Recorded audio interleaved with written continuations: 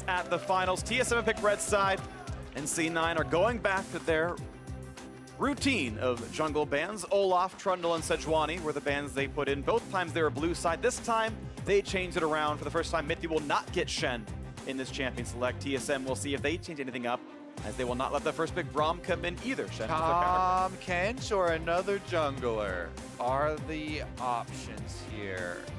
Tahm Kench has been banned against Mithy, and that's why he was playing so much Shen, but that one will be left up this time.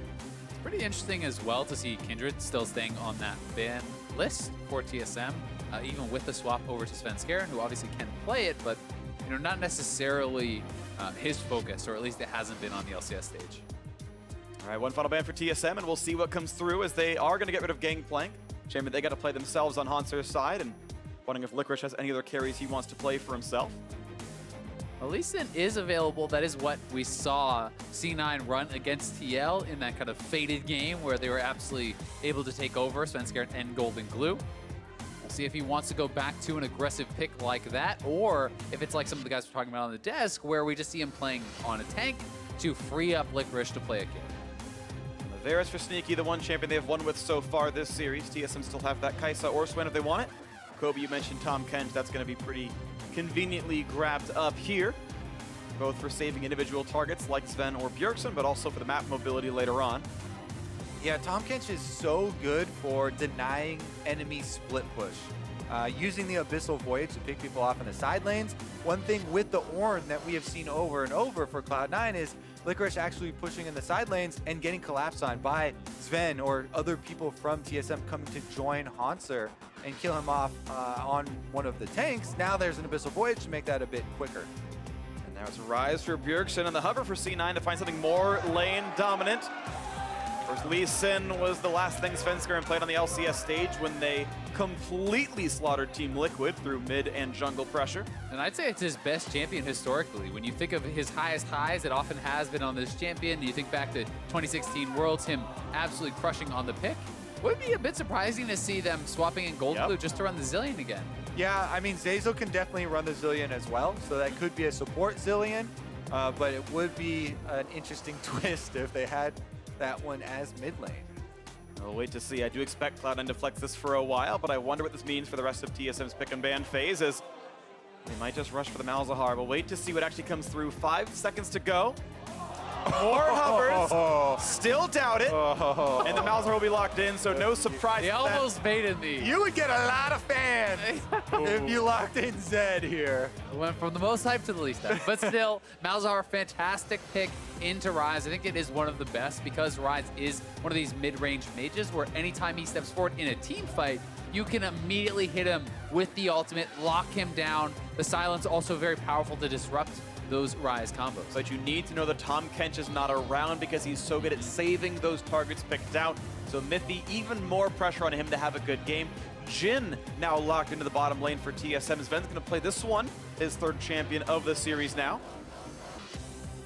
It'd be really interesting to see where they go for jungle picks as well, because at level 6, Malzahar, I think, provides probably the best mid lane gank assist of any champion. So really incredibly strong. If you have a damaged jungler coming through, like that Lee Sin or something along those lines, you jump forward, you throw down that ultimate, and your jungler can kind of burst down that mid laner. And with Cloud9 still feeling the need to pick up Zillion, even without Jensen being in and even without playing in the mid lane, it makes me think that they do still want to go with a similar style, an offensive jungler, damage dealer, and rely on the revive later on to let them get back up and continue to operate within the team fight. Which I think, unfortunately for Licorice, means he's going to be probably on tank duty, right? You have a mage support. If we're saying we're going to have an offensive jungler, yes, you can run 5 DPS, but that has not really been the style for Cloud9 throughout the season. They generally do want that consistent tank that engage from the top lane, which could allow TSM to kind of grab a pick blind here that would be good into a tank. Hecarim and Lee Sin bans away from Svenskeren. The crowd unhappy about those bans. Yeah, well, it's what you get for picking Malzahar before you grab your jungler. They gave them time to ban things away, so Svenskeren maybe ever so slightly off of comfort. We'll see what else he has in the pool. Sejuani's still up, Gragas is still up, so there are some very good tank junglers that are still up that he has put a lot of time in. Okay, never mind, they're banning out the Sejuani because they don't want TSM to take it away, but still. Does have Evelyn as well, you know, as a pick he has shown in Academy, I do believe. There's Graves. There are some offensive picks if he wants to go that route. Yeah, plenty. So one thing he did say in our interview with Svenskeren and Golden Glue afterwards was that he has turned more into, he termed it solo queue jungler, solo queue warrior, you know, just going with these offensive junglers, looking for lots of kills since his transition to the Academy. And he's just been looking for, you know, the more risky, high damage plays. So that's why we really think he's going to go with something more damage oriented. And the Graves would make sense. It's a good matchup early into that Trundle. I also think when you see a Trundle on the other team, you often don't want to play a solo tank into Trundle. It makes it too easy in the team fights to ult that person out, to focus that person down. So there's higher potential for C9 to go for a full damage comp, but if you really feel you need the engage here from the Orin, back to tank duty. Orin Horns coming in.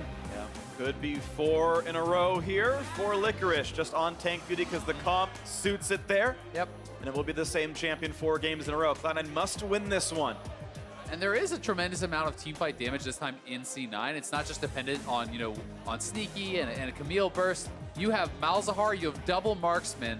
That is a ton of damage. You don't need to bring damage from the top side. More damage means more kills, Azale. That's true. Get him down quicker. Maybe a new look now for Hans, though. He played Sion in the matchup both times before, or I should say twice before, but now Gnar coming through. TSM should have a fair bit of lane control around topside now with this pick. And because they have the Tahm Kench, because they have the Rise, they have so much mobility here, and they can rely on that split push threat. I think especially in Korea, we have seen very, very successful 1-3-1s with Nars and Rise, and especially with the Tahm Kench here, this should be a very, very good setup for TSM to split the map. Definitely think it is powerful split push, but at the same time, C9 have some very good hard engage. Not only the Orin, but speed up a Malzahar, flash him in, catch someone with that ultimate. The Varus ultimate is available as well, so they do have their own forms of engage if they are forced to go for that 5v4 situation where Gnar is split. Here we go. This could be the last game of the series. TSM can close it out right here, the 3-1 scoreline. Otherwise, the subs of Golden Glue and Svenskeren in for Cloud9 if they can make the comeback happen. Keep in mind, for many of these players, it is a fresh look for them. This is only the second playoff series that Licorice has ever played in the LCS. Zazel's very first, Golden Glue's first single game in the LCS playoffs. Grig's first series as well, but he's so far been pretty outstanding for TSM on a squad of otherwise heavy veterans. Stepping up on the day, all that matters. Cloud9 had a better regular season. TSM having the better day. Looking to make their way to their 11th NALCS final. Cloud9 hoping to answer back and tie us up. Bring us to game 5. We'll see if this can happen. On to Summoner's Rift we go.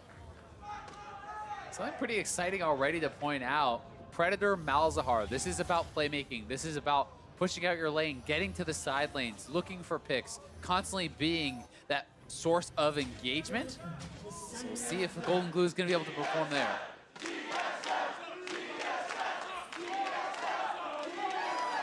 In our rematch of the Summer Finals of 2017, it did go to 5 games.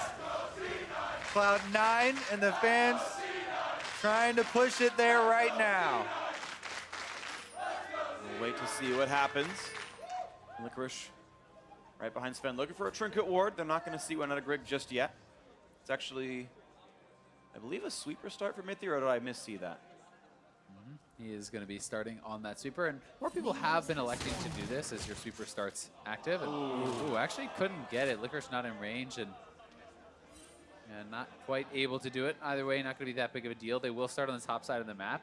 We could see Hanser try to step forward and harass them a little bit. Sometimes you'll see Nars looking to kind of harass the Ornn on the way to lane after they leash.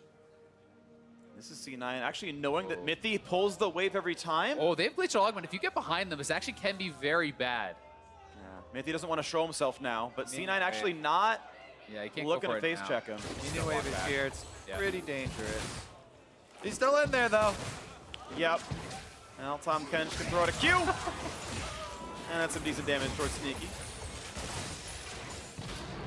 We'll see right now, actually, Minions are slightly better on the TSM side now. They can get the push, and they can force C9 back this time around.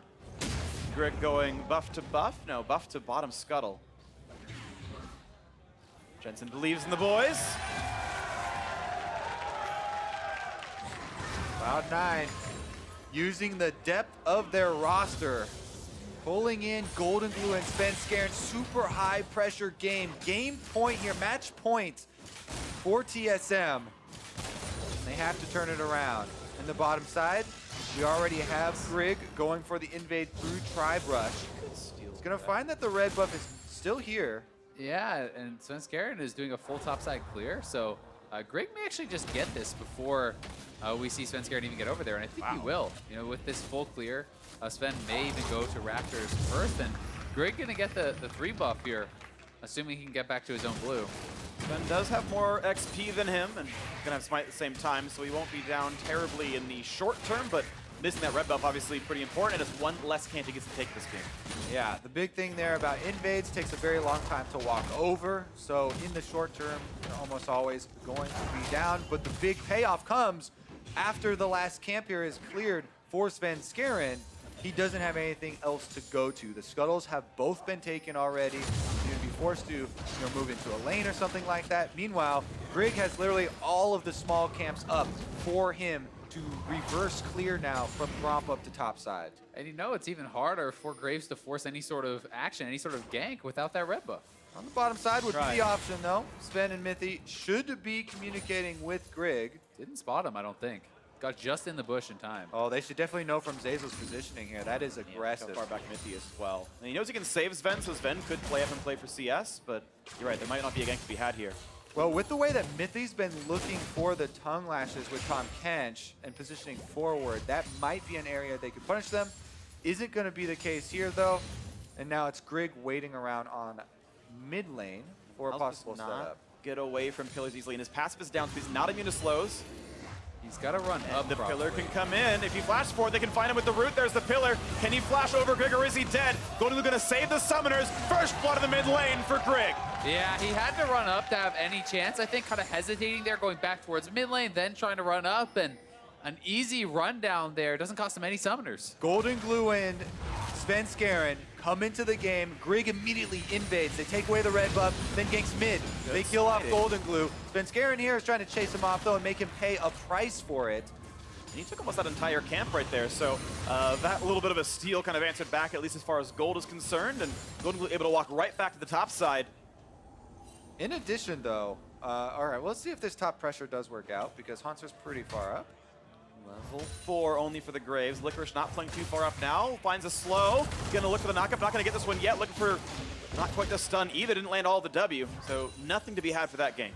Yeah, not really anything happening there, but you know, waiting for camps to respawn, so not too much of an opportunity cost. We'll be able to grab that top scuttle, and Golden Glue has his Predator boot, so as he hits 6, you want to see him begin to get proactive and really try to look for some of these early plays.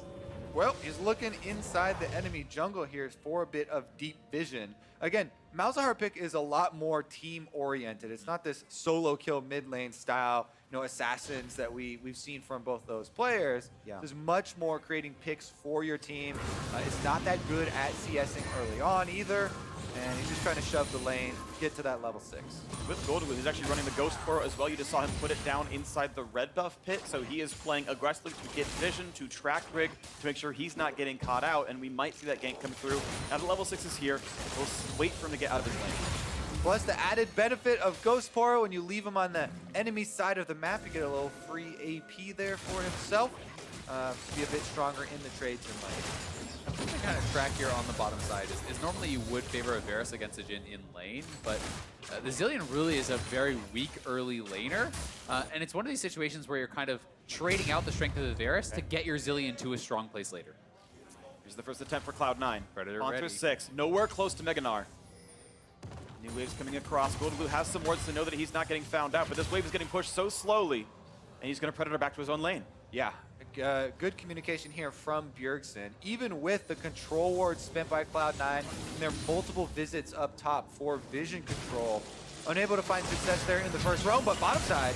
If he's slowed down, he's going to be rooted as well. This could be enough for the kill. Auto attack W. They're going to spin him out and take him down. A second kill for TSM, but the teleports are coming. Mithy's got a shield, but he does not have an easy way out. A flash is not going to be enough. And the Orin horn sounds. There's no way out for Sven. The flash for the knockup. Is it enough to chase him down? It is. 2 kills traded in the bottom lane. And what a beautiful TP there from Licorice. So much faster on the TP than Haunter was. Turns it around, gets him 2 kills. Yeah, so actually all of the Golden Glue moves up to topside that made Haunter play so carefully and far back in lane gave Licorice room to teleport out of topside and create a play for Cloud9 in the bottom side of the map. Here's another look at it. TSM, and it's a pretty good play here by Mithy to start this one out. He goes straight for Sneaky once again. Even with the speed up there from Zilean, he landed the tongue lash for the slow, spits him out immediately for the extra auto and the kill. Yeah, and with that Glacial Augment slowing him down, the TP is canceled there by Haunter. And also in that, Sven flashed up to the river, but then walked back through lane, so he didn't have flash for this afterwards, and Licorice was able to get the second kill for himself. Yeah, Nosy made a mistake there. Definitely would like to have that one back, but still, TSM's bottom lane doing very well in the 2v2, able to get that kill for themselves. Yeah, really substantial farm for them, plus 13 right now. Sven gets his first red buff of the game. And it's really going to come down to me how effective Zilean is in the team fights. And was this lane really worth it? Because Zilean really is not a strong laner, but that ultimate post 6 can be very, very powerful. And you have to kind of wait and find out how effective can he be, because we know Tahm Kench is going to have a high baseline level of effectiveness. Nice kiting by Haunter. A little bit of extra damage down for Licorice as the blue gets handed off to Golden Glue, and Sven Skaren keeps his farm going. This is still a 400 gold lead for TSM. Farm going their way, in addition to the extra gold from First Blood here. Again, a fight towards the bottom side. Zeyzal not rooted. Crucially does not land there for Sven. Yeah, Grig walked over this ward here on the way to bottom side, so Cloud9 know that he's still here. Question mark being actually does go down for them, and they're going to see him on the way out. That opens up Sven to invade on the top side of the map and collect some more wards. And you can see TSM already starting to pay that Malzahar tax, something you always have to talk about. QSS early purchase here for Bjergsen, and more emphasis on playmaking again for Golden Glue. Grabs early Lucidity boots, that in combination with the Predator, you're going to have more of an opportunity to get out on that map, make those flash ultimate plays. This is now Haunter being forced to sacrifice more than a full wave of minions as Sven Skaren takes away some of the Krugs and spends time top lane. Meanwhile, TSM spends that amount of effort to go down towards the Mountain Drake. Top lane, turret at half HP, Mountain Drake going towards TSM. That's probably uncontestable. With how long Sven Skaren staying up here, they may well trade objectives. And I'd say, you know, getting that early turret if you can is certainly worth the trade of the Dragon. Yeah, for sure, with the first turret bonus gold still on the map as well as an option for Cloud9, but it's difficult to wear through the entire turret in that small duration. Dragon's already been taken, and we see the recall here for Sven Skaren, so they won't fully take it. Could signify maybe misplays out of Cloud9. They get damage down, but they must revisit this lane. I don't expect Orin to knock this down by himself against Na'Vi. No, definitely shouldn't be able to, but there has been a lot of pressure on the top side here for Haunter. You know, Golden Glue roaming up, Sven Skaren walking in, and you know, there is always the potential of Golden Glue simply roaming up to try to get that turret, even if you don't think that you can get the kill. If Haunter is aware that you're missing, just that added body certainly can be enough to threaten that. Watch those threats soon enough. Right now, there's no camps topside for Sven Skaren to kill, so you expect him towards the bottom lane. In fact, he's in the tri-brush, waiting around to see if there's a play to be had. Golden Glue, waiting for his first ultimate. Still has that Predator available. Rush for the cooldown boots to get a shorter flash on top of that. A TP to join fights as needed, but so far has been stuck in the mid lane. And this could be a fight now in the mid lane. Not going to be rooted in place just yet, but now a re-engage towards the bottom side. Sneaky being shot up. Zeyzal trying to run for dear life. The slows into Sneaky. And where can Cloud9 go as Haunter TP's in? They will find the kill as Sven Skaren kills his old teammate. But Sneaky is going to fall. Being resurrected, but still the re-engage. A huge ult out of Haunter. Looking for more as he looks to take down Golden Glue. Zeyzal gets the trade though, but it's still 2-4 to the bottom side. Both kills going to Mithy, not ideal. And Licorice did not join either of those fights. He's topside finishing off that turret. So in the end, Cloud9 will get the first turret bonus gold as they continue to push on bottom two. Yeah, Sven Skaren winning that fight against Bjergsen, and Golden Glue getting down to the bottom lane first. We're so big, but they're TPing now behind. Going for round number 2, down here's Drake's coming back as well. 4v2, Sven's out of mana, he cannot root a target, but Bjergsen can root someone himself. Gets some damage across a great pillar, and Sven Skaren's gonna fall for this one. Another shut down to Mithy. Nicely done there from Bjergsen. He does go down, but he still had the TP remaining. And again, because he used the TP on bottom side, for sure, Licorice can finish off that turret on the top side. And with all that action going down, even with the extra kills coming through, because of the turret take, Cloud9 do have more gold for the time being. Here's a look at how Bjergsen just walked into Svenskeren and up against the wall. Even though he flashed away, Svenskeren gets to get the kill on his old teammate. That feels good. Who's the ward now, buddy? And down on the bottom side here, Cloud9 trying to get out.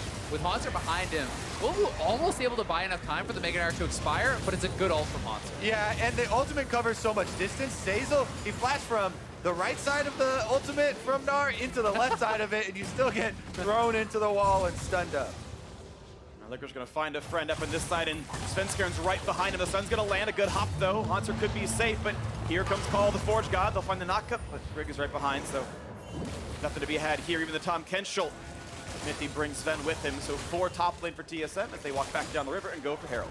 Sneaky is pushing on the bottom side here, probably going to be able to knock it down. Yeah, those Abyssal Voyages, while it's a really good tool for split pushing and getting those objectives down the side of the map, if you use it like this in full vision and aren't able to make the play on the members up there, Cloud9 know that they have free reign on the bottom side. Varus is going to be able to answer that turret. Rift Herald's picked up here for TSM. Let's see where they use it. And Sneaky can just keep pushing. I think with a cannon wave here, you should just continue the push, try to have the members on the top side of the map actually defend this. TSM is going to send Haunter down to collect this wave, but C9 doing pretty well in the trade. We'll have to see what they can get out of the Rift Herald, though, on the side of TSM. I think it's every game now Cloud9 has gotten first turret gold themselves.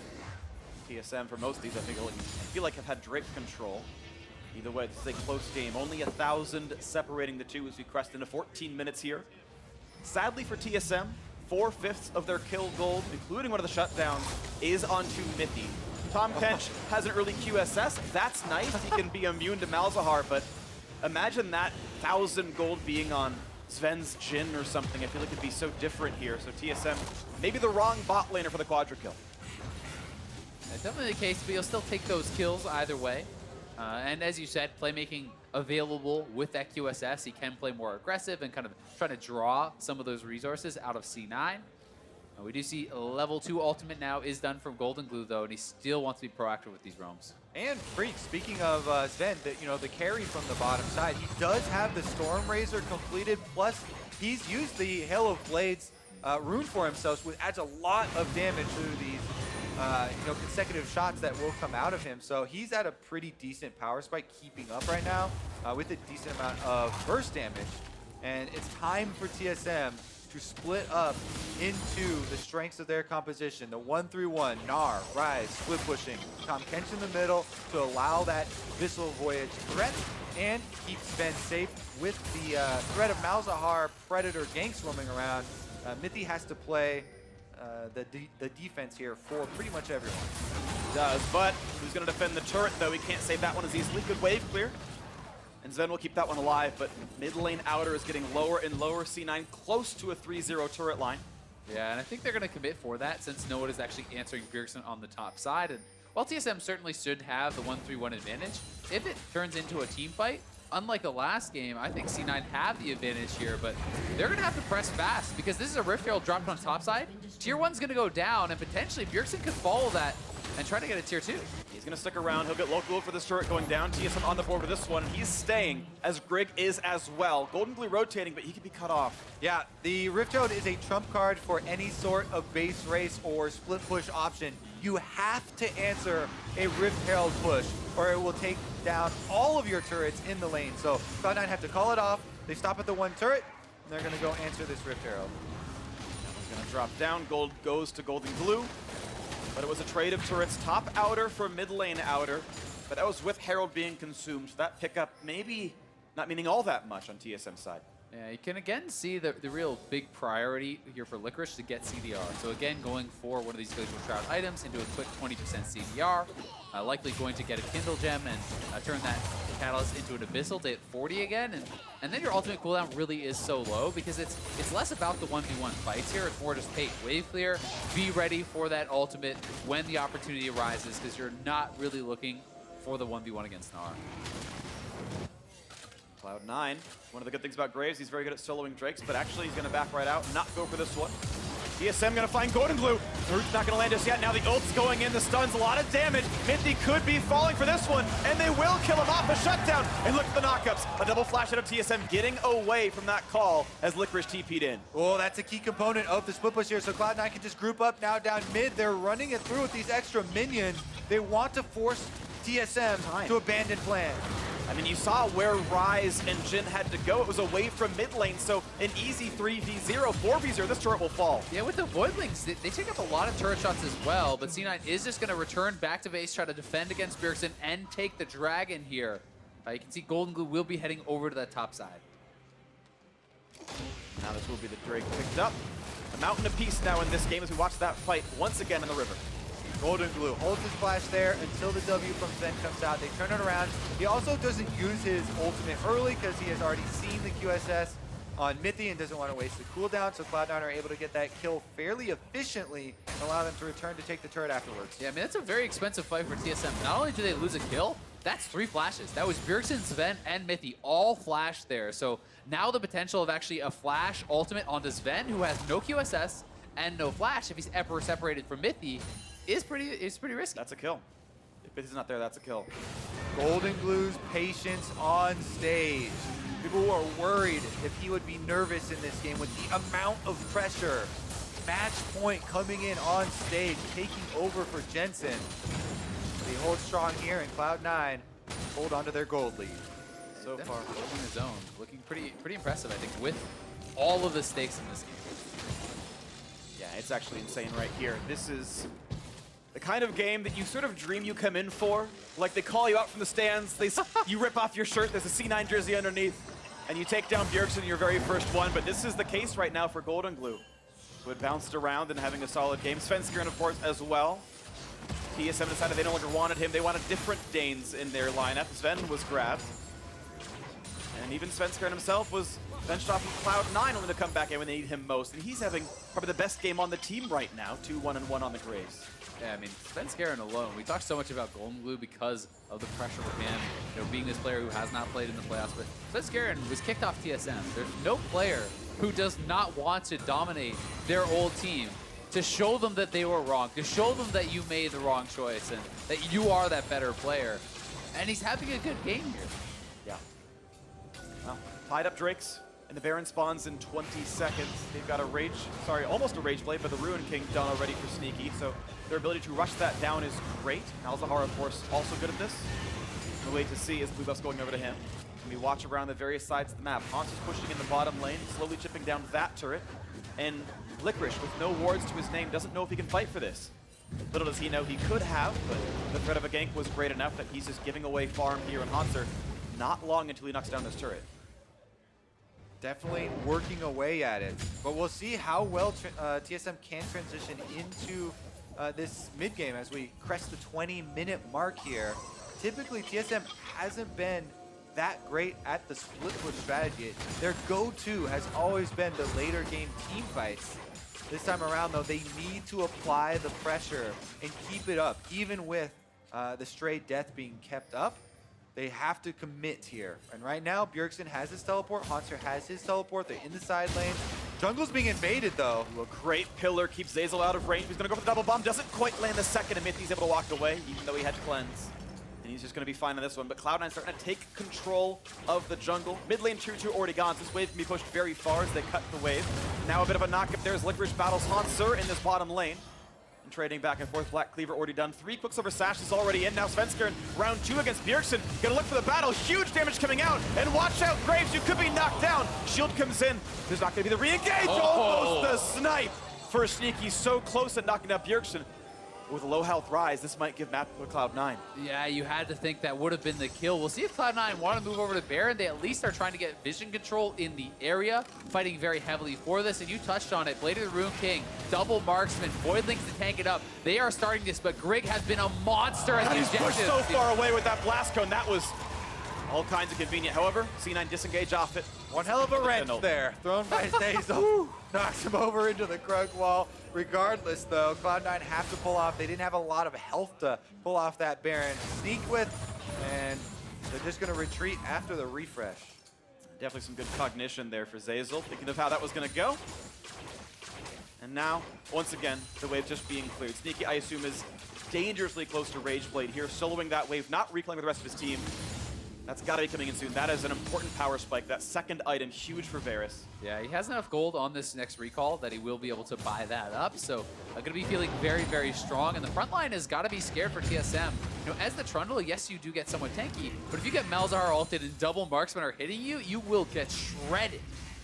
Especially with Mountain Drakes apiece here for each team. Those threats on Baron that they just did, these little feints, they actually have quite a lot of threat to them. So you can see TSM not hesitating to open up with the Jhin ultimate and use everything at their disposal to try and check the Baron. And while you see similar here, the fight over these wards throughout the red quadrant of TSM's jungle. Oh, they found the ult. And it's a quick save. Mithy's able to walk away, no problem. More autos coming in. But yeah, Mithy was there, keeping Sven safe. No summoners lost, but now an ulti missing for Sneaky. Bot lane finally success as Hanser knocks down the outer turret there. 2-4 in turrets in the gold, 1,400 apart. And TSM, they're sticking to the plan. Rise on top side. Gnar finally gets the turret down bottom. Cloud9 might get a little antsy as the pressure continues to mount. Gold Blue cleans up the wave. That Rise pushed in. C9 continue to sit in this river. They are the ones in control of the vision, but they have not gotten much picked up to their side. It does get a little bit tough for Licorice in this 1v1 as more items are going to be completed here for Hanser, but you're going to see him go towards a Warmogs, and he wants that Warmogs completion so that he can take a bad trade, commit his health pool to clear out the wave, and then back off and heal that back up before the next wave. And that's kind of going to be the strategy, is less about trading with Hanser and more just clearing. We have an Ardent Sensor done for Zeyzal as well. With Summon Airy, giving haste over to Sneaky will give him the buff, because Airy will shield when you target him, so that is going to have some benefit there, but it's his only way to apply that item. Hanser now getting time to solo this Ocean Drake, but maybe afraid of getting Clapstun, will back off for now. Yeah, Svenskeren heading down the jungle here. Commands respect from his old teammate. Pushes him off, walks over the Scuttle Crab, so they will be aware, but going to start it up himself instead. He's not going to take too many resources right now. It's going to be a pretty quick pickup there. Level 14 now in the Graves. Extra levels given to him by Zeyzal. He's got a 2-level lead over Greg for any impending smite fight. Yeah, and it's going to be really a very big source of damage here. On this Graves, he has the Black Cleaver. He can have that shred for Sneaky as well. When these guys get some room in a team fight to work with, it will be so big. Now, that being said, I think TSM just never really wants to give them the team fight. The way that Hanser is building the width here, playing out this game, it is so much depending on the fact that they avoid those fights. And if you ever make a mistake, C9 can go straight to that Baron. Looks like C9 is playing right now that they pulled Ornn up to the mid lane. They're giving time for Hanser to push, which might mean this is the window they're trying to take. You have to constantly also do QSS checks in games like this, where the pick is so important. Gnar has one, Rise has one, Tahm Kench has one, plus whoever is close to Tahm Kench also basically has one. So you have to be very, very careful, or at least plan for layering your CC after the QSSs are used. It's going to be C9 flinching. They recalled Licorice. There's actually a ward, as Azale points out, inside the pit that TSM snuck in, so they know they're not afraid of anything here. Cloud9 pushing the top lane. Hanser pushing in the bottom, though, still getting those chips of turret damage. No one stopping. And it's not even like it's a hidden ward, so there's no worry at all in the world for TSM. That pink ward's just sitting in the pit. C9 do need to clear that out. Even if they don't want to go for the Baron yet, you want TSM to be sweating that you could be going for it. Making them try to step forward and actually check into you can give you an opportunity for a pick. Hanser just growing his lead. His 2 completed offensive items, of course, been there for a while, but Black Cleaver and Ruin King, pretty solid for this. The Warmogs you mentioned earlier is done for Licorice, so yes, he can trade his health pool for pushing. And we'll have to see if Hanser wants to go into something like a Rageblade and pure split push style, or if he's going to go back for something that's a little bit more middle of the road, like a GA that can allow you to at least have that one punch in a team fight and try to go for a big combo.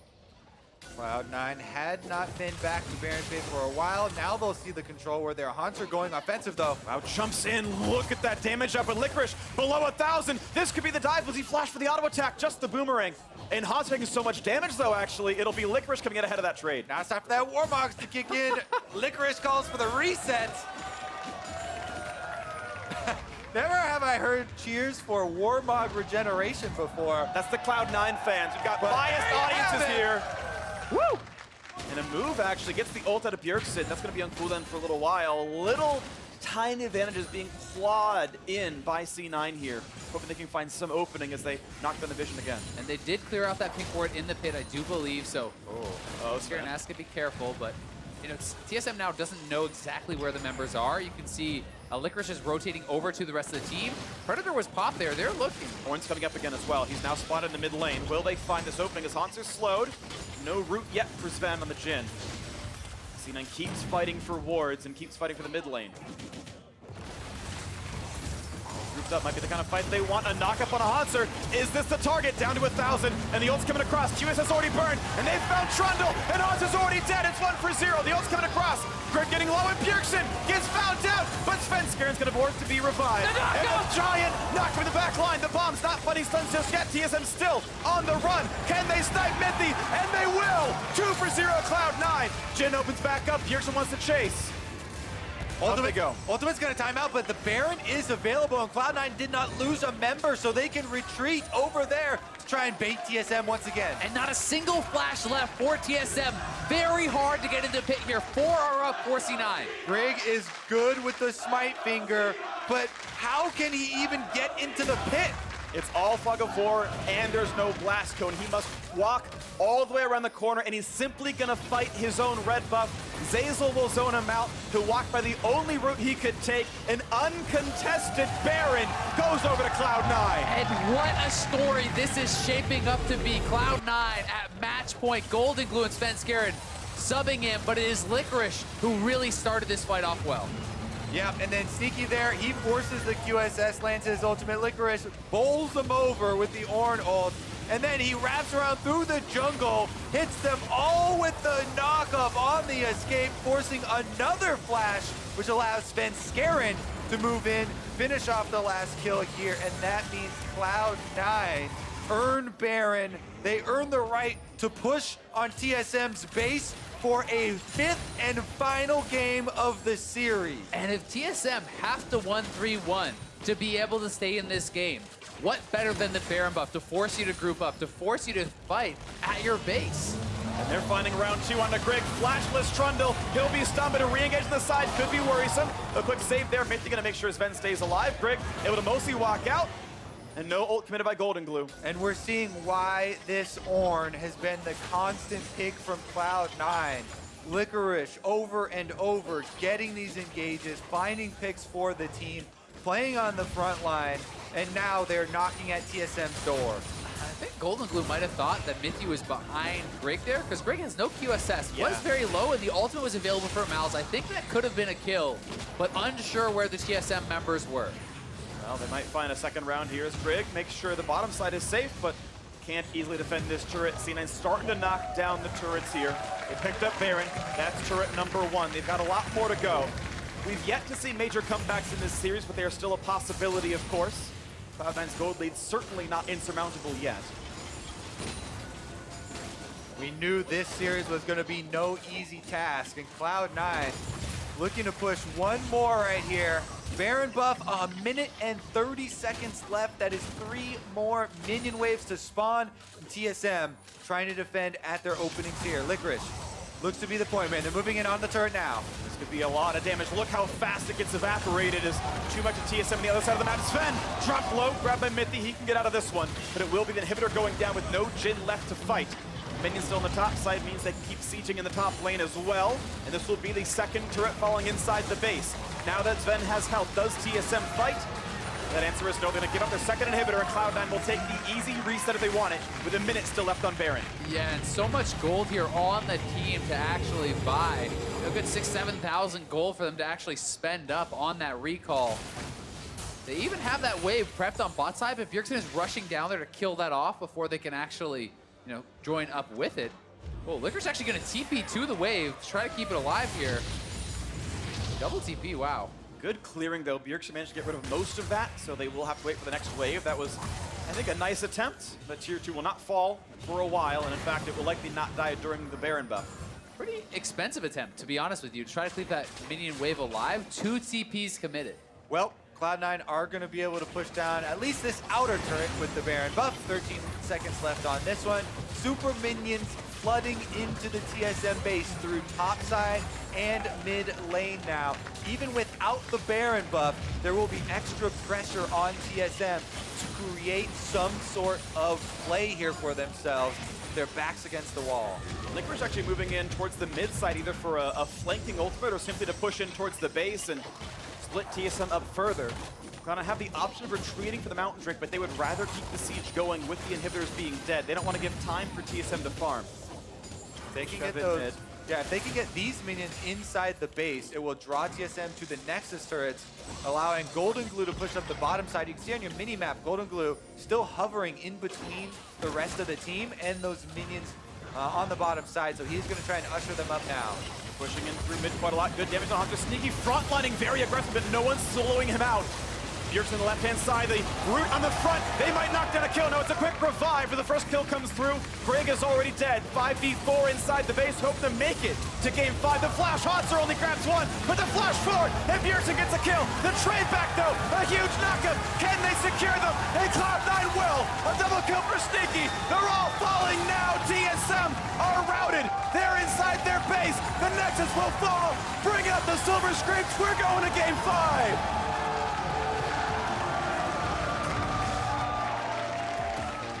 Golden Glue's first North American LCS playoff game is a victory. And you gotta think they're gonna keep him and Sven Skaren in for game number 5, coming in hot off that win. What a game and what a story. What a series!